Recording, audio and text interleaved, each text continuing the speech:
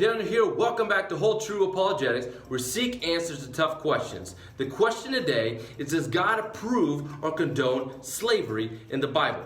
Now, we're not asking does slavery take place in the Old Testament, for that's clearly seen. We see the Israelites themselves were enslaved by the Egyptians and by the Babylonians. But what we're asking is, does God give laws to the Israelites that condone or approve of slavery? Now, before we approach this, we got to understand and not read through our eyes, our context, okay? Because many times when we read and approach these passages in the Old Testament, we read into the passages our understanding of slavery. And our understanding of slavery is a transatlantic slave trade. All right, but as we dig into these passages, we're going to be asking, what does it mean was talking about a slave in these passages? Well, first off, the term slave used in these Old Testament passages is talking about an indentured servant. An indentured servant. And let me show you a picture what this indentured servant looked like.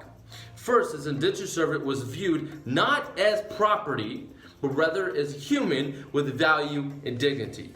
Second, they were not sold as in slavery, as in property or ownership, but rather had to do with employment. All right, just as an NBA star or any kind of sports star is traded to another team, they aren't traded like a slave, but they're traded as an employment. Third, the reason this indentured servitude happened in Israel was to help protect those that are poor. What would happen is that those who are poor and vulnerable would hire themselves out. If it came to a situation they had to do it, they would hire themselves out, an employer-employee situation, to another person, all right? And they would work for them for a certain set of time. They either help pay off a debt or protect them while they're going through a hard financial time. It was a contract agreement. And fourth important thing is it was completely voluntary. No one forced it. No one was forced to do it. It's completely voluntary. Now, in these Israelite servant laws, they were never seen, these servants were never seen as property or ownership, as I mentioned, but rather had to do with benefiting and protecting the poor and vulnerable. God set up a system that would help protect those that are most vulnerable. Protect those that are most vulnerable. So let me just point out now, how are these servants, these indentured servants, to be treated? Well, first, they were treated as hired workers and not as slaves. You see that in Leviticus 25. It talks about, do not make them work as slaves. They are to be treated as hired hands. Second, if they're ever injured, they are to be released and set free. Third, we see that kidnapping was illegal and condemned by God. All right, illegal and condemned by God. The Bible actually completely condemns this. We see this in multiple places, but one specific spot we see in Deuteronomy 24. Let me turn this real quick. Deuteronomy 24, verse 7. It says this. Sorry, let me pull it up real quick. It says this: if someone is caught kidnapping a fellow Israelite and treating them or selling them as a slave, the kidnapper must die. You must purge the evil from the land. Well, that's a pretty strong statement against kidnapping and slave trade, as in what we see that happened during the transatlantic slave trade. Fourth, the Israelites are to help anyone that is a runaway slave. Anyone that ran away from a foreign land, maybe Babylon or some other place, that ran away and they're looking for help. How are the Israelites supposed to treat them? It says in Deuteronomy 23, verse 15 through 16, it says this: if a slave has taken refuge with you, do not hand them over to the master. Let them live among you wherever they like, and in whatever town they choose. Do not oppress them. So they're to protect them and provide for them. Fifth right here, we see after 7 years, the indentured servant is to be set free. They're there to be free. It's called the Year Jubilee. We see this in Deuteronomy 15, verse 1. It says that in 7 years, you shall grant remission of their debt. So their debt, whatever debt they had, is to be paid, is to be set free. But not only are they to be set free, they're set free and sent away not empty-handed. You see that in Deuteronomy 15, verse 14. You say, you shall let them go free, and when you let them go free from you, you shall not send them away empty-handed. And so you see, this has to do with protecting the vulnerable. Had to do with protecting them and those that are struggling and going through a difficult time. And all central to this is God constantly reminding the Israelites of what took place with them being slaves in Egypt. He says, that's what took place in Egypt. Do not live like that and never treat others like that.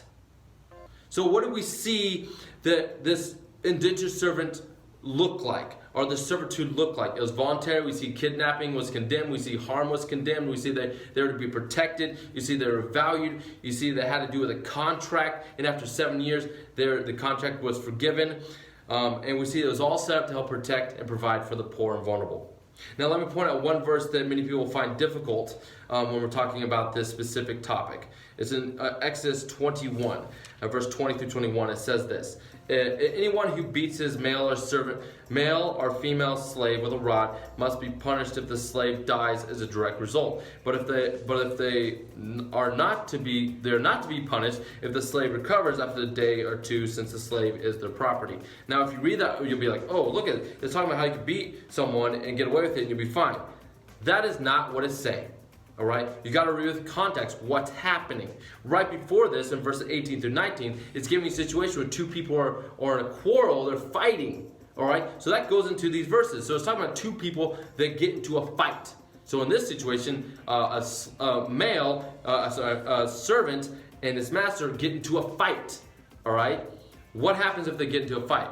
God is saying if they get into a fight and the master ends up killing the slave, killing the servant, the master is to be punished. But actually the term here, punished, is talking about capital punishment. So the master is to be killed, put to death if they kill the servant.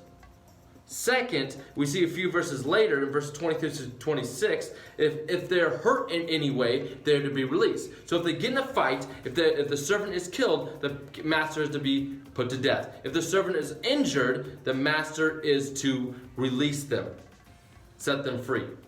Now, but why does it say their property? Why does it call them their property? It's not talking about ownership in any way, but it's talking about that they help make money for them. All right? Just as whoever you work for, you help make money for them. It's saying, hey, if you kill or injure the servant, you're going to hurt your business in a way because you're destroying your business who's one of your employees. So this is not giving approval of beating and killing a slave in any way. Actually, it's protecting the slave from any harm that will come him and holding the master or employee responsible. If anything really bad happens, the master will be killed or put to death.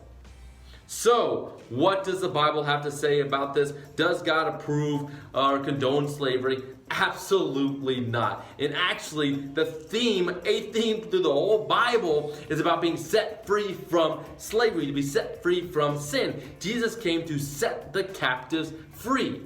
It's a theme through the whole thing, through the whole Bible from Genesis to Revelation. So, God does not condone or approve slavery. He's actually come to set us free.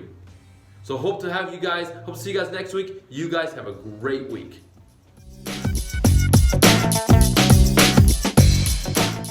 If you found this video helpful or challenging in any way, I encourage you to like, subscribe, and share this video on to anybody and everybody you know that wrestled with faith questions. All right, you guys have a good day.